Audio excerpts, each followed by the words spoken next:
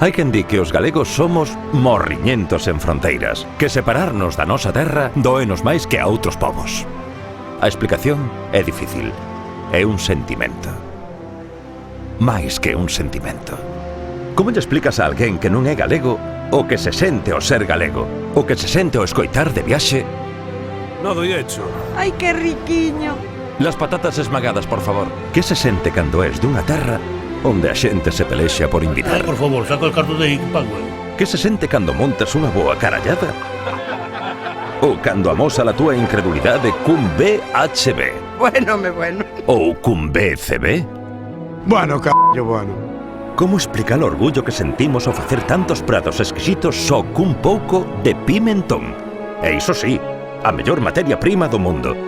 Que se sente cando che poñen diante unha bandexa de percebes como esta?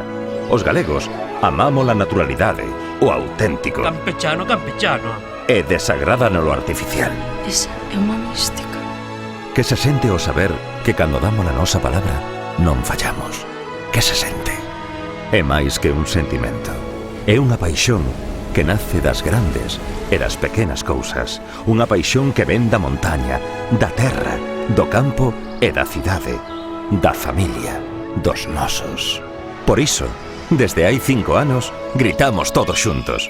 Por iso, desde as pedras, as árbores, desde as ondas, desde o vento, cada un co seu motivo, pero todos xuntos. Cada un a súa maneira, pero todos xuntos gritamos: ¡Vivamos como galegos!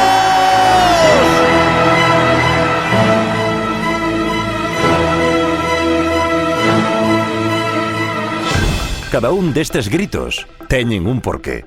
Con razón ou sen razón, pero teñen un porqué.